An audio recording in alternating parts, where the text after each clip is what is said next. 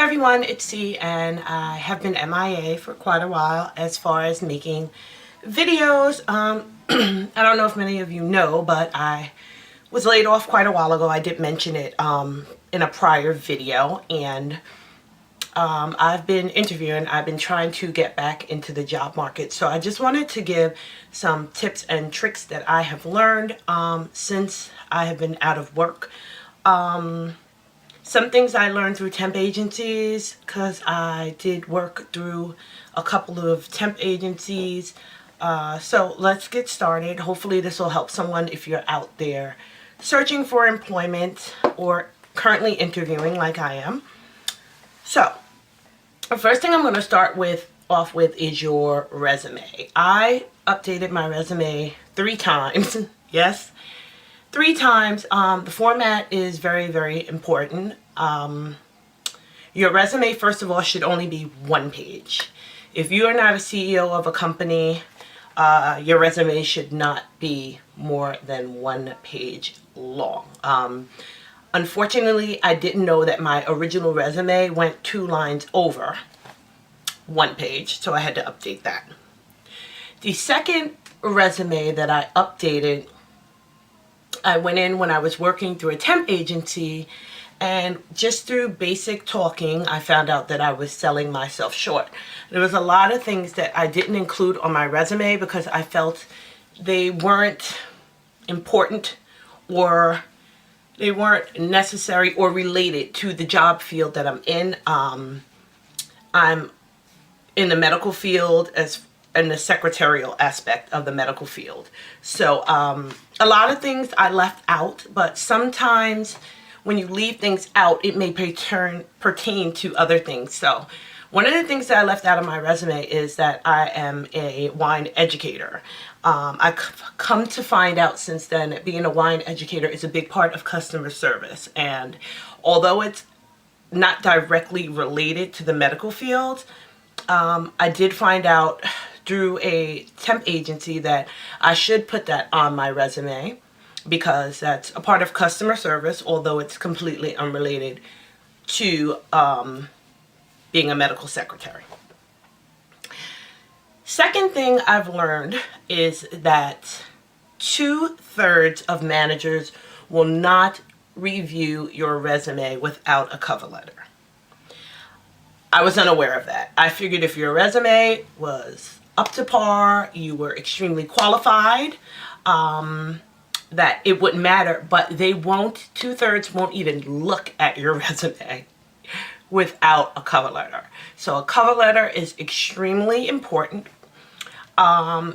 If you have no idea how to build a cover letter, you can go on Google and you can put, for example, medical secretary cover letter. And it'll give you several different formats and several different styles of cover letters that you can build pertaining to whatever field that you're in. So even if you are a customer service representative, you can put customer service representative cover letter. And it'll give you the basic format. All you have to do is reword a little bit and make it your own. So I've been interviewing, and I'm just going to let you know a few things that I've also come to find out.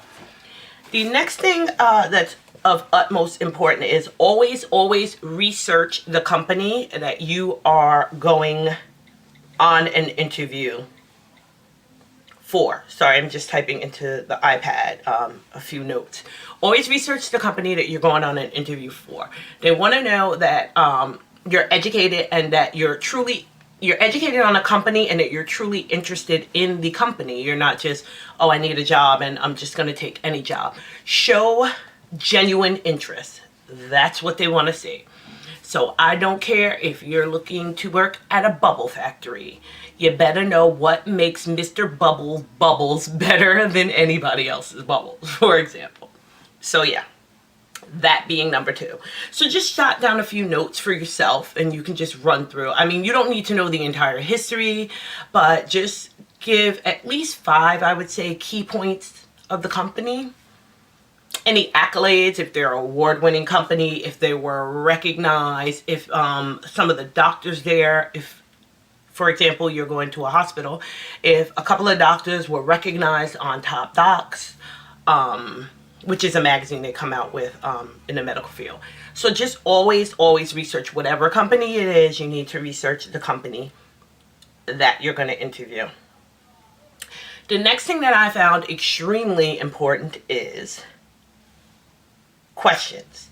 If you go on Google, and I'll put the link down below, you'll find a host of the top 10 questions and the best answers that are more than likely going to be asked during an interview. So I will put the link down below. I'm just going to give you some of the questions that they asked, and of course I can't answer them for you because everything should be tailored to your qualifications, what field you're going in, and your personality. So the top 10 questions that are usually asked on an interview is, what's your greatest strength? What's your greatest weakness? Now, when it's your greatest strength, it's an individualized question. But for your greatest weakness, you should not be telling them, oh, I'm so late, or I'm extra tardy, I have time management problems. Even if you do, don't tell them that. Something you need to work on, and they will not hire you if you're already telling them, you're giving them foresight that you're going to be late every day to the job. So yeah, not a good look. How do you handle stress and pressure? They don't want to hear that you're going to walk in there, kicking the door, waving the 4-4. They want to hear that I'm able to handle stress, I'm able to breathe in, breathe out, and regroup, take a second, and get it back together. What I used was, when it's nice outside, I like to go and walk. That was one of the answers, because that you can click and put best answers, and it'll give you a bunch of examples. So for me, sometimes going out and walk on my break, not staying in the office, can give you a minute to regroup and calm down. So they want to know how you're going to handle stress. Don't tell them you're going to chain smoke, or I'm a smoker, I smoke. Or they don't want to hear anything neurotic sounding, if you understand what I mean. They don't want to hear that you're going to scream, you're going to yell, you're going to slam phones. That is, no.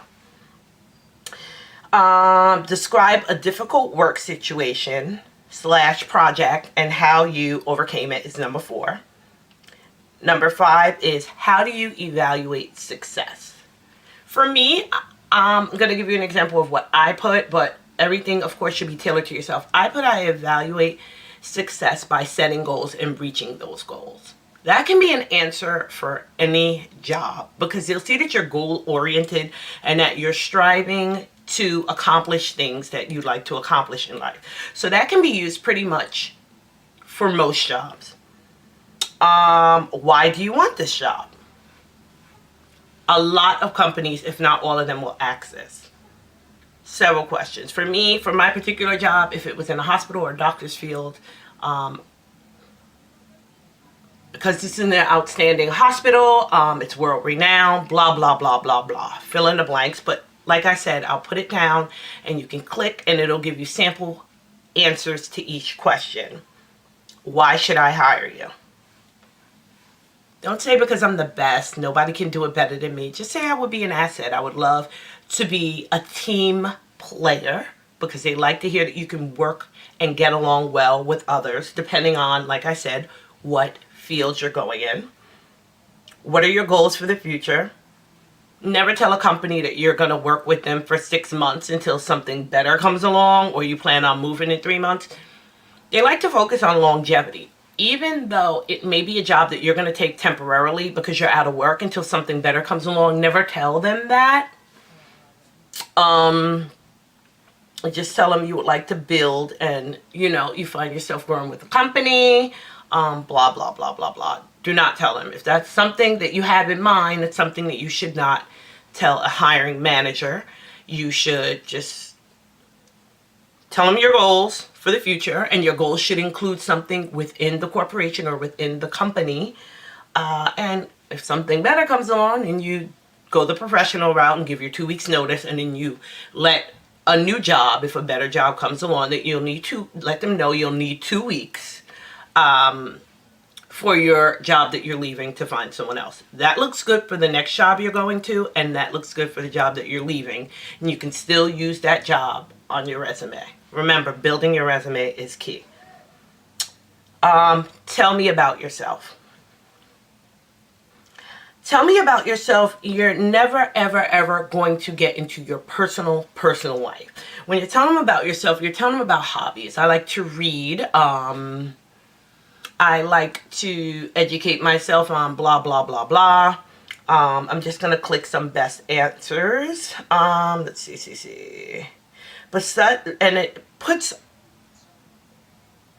when I click the best answer, it says, tell me about yourself, best answers. Because it's such a common interview question, it is strange that more candidates won't spend time to prepare for exactly how to answer it. Perhaps the question seems so disarming and informal. We drop our guard and shift into rambling mode. Resist the temptation to do so. So just give them, you're basically just selling yourself. Telling them about your strengths, a benefit that company will get from your strengths, etc., etc. It goes on. When you walk into an interview, you should always be prepared. I just jotted down the 10 questions that I gave you, and I jotted down just a few short and sweet answers, and I just read over them the night before, and just to refresh my memory, and I just briefly read over them the next day. So when you're going in there, you're not having long pauses, because it can be kind of an uncomfortable silence. You're not unprepared, and you don't ramble. They want to keep it kind of short and sweet. I'm trying to think of anything else. Never, ever, ever be late to an interview. Now, we all know that emergencies can happen, but I went on an interview not too long ago, and she said that someone was extremely late. You know, I was very early. She said, oh, wow, you're rather early. I'm busy. No problem. I'll hang out and read, or I'll hang out in the waiting area if you don't mind until you're ready. Not a problem. I have all the time in the world.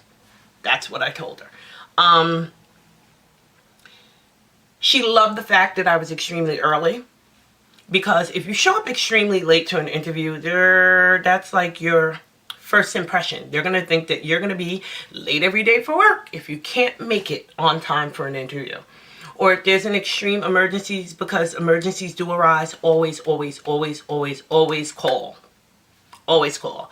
Now, I was late to one interview because I was sick and I had an upset stomach, and you know how that can be. So I just called her and I explained to her, you know, I have a little indigestion, upset stomach. I told her that. I'm keeping it 100.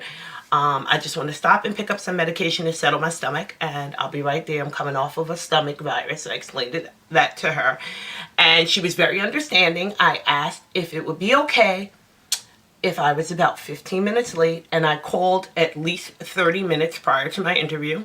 And that's something that you can prepare. You can't prepare for a flat tire, certain things like that. But make sure you explain to them. Make sure you apologize for being late. Make sure you apologize for if you've interrupted their schedule, because they're busy. So you should be on their time. They shouldn't be on yours. The next thing I'm going to go into is the look of an interview.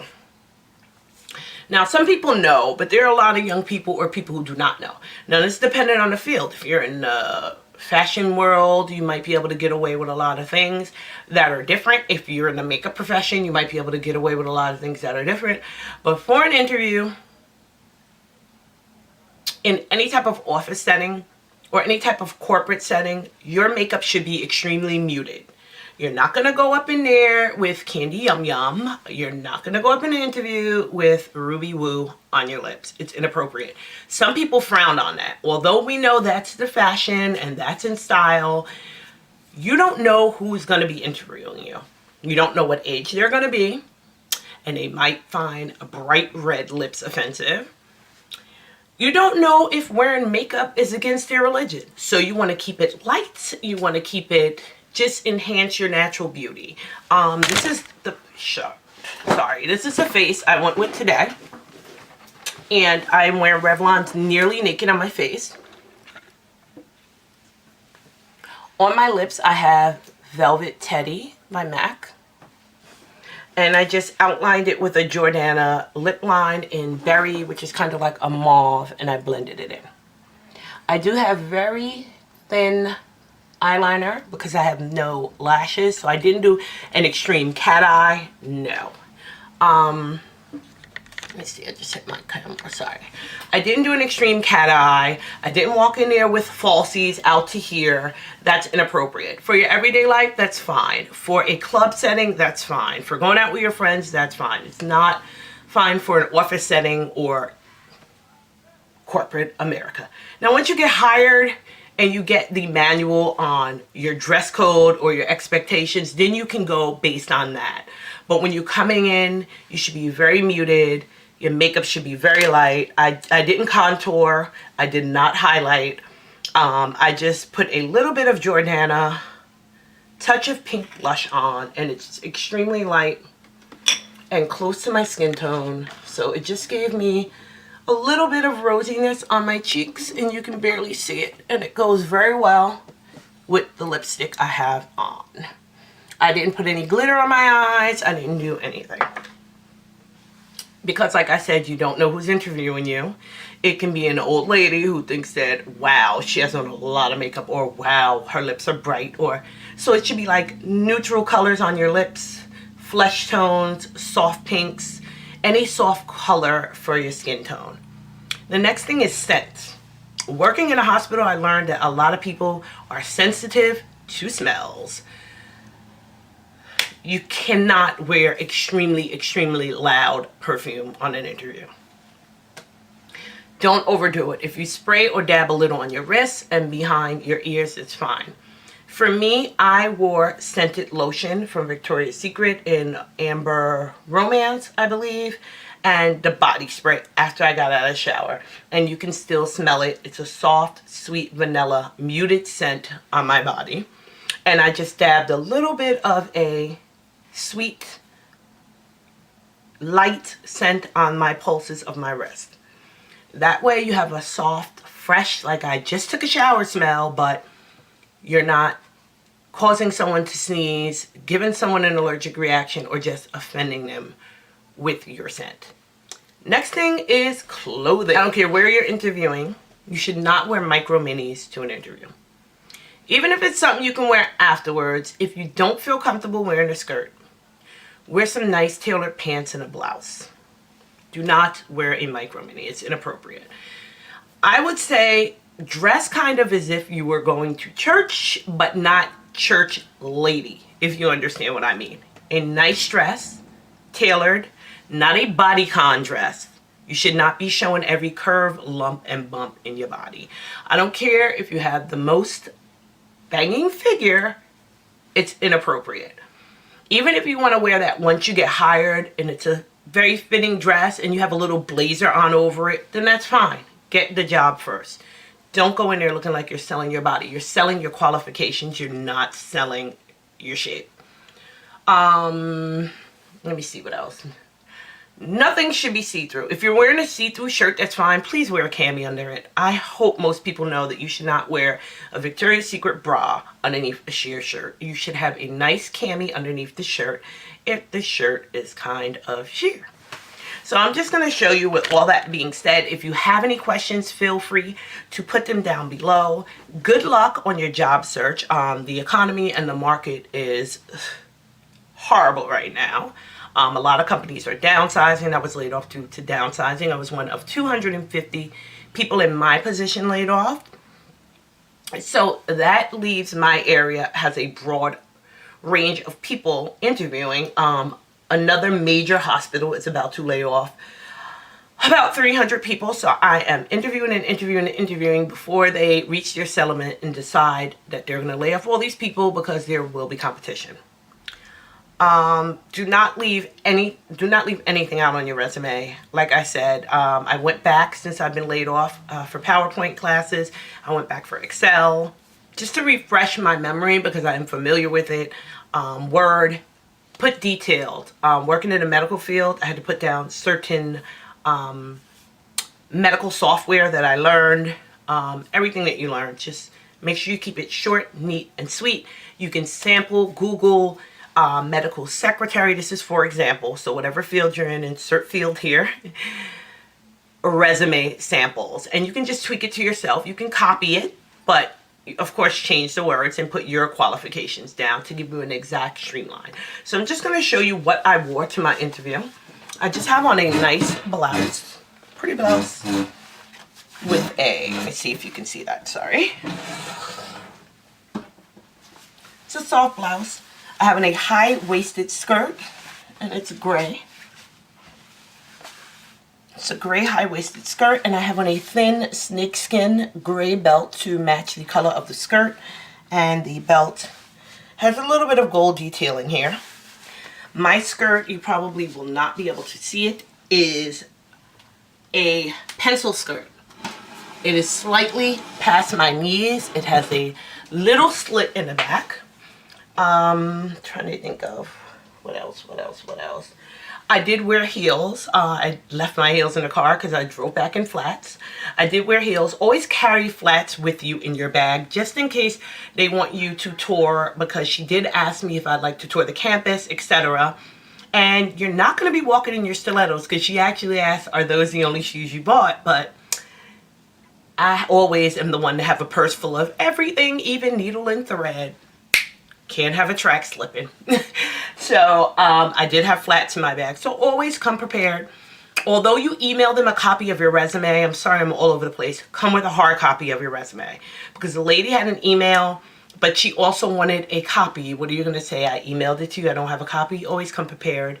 So those are a few tricks and tips that I have learned.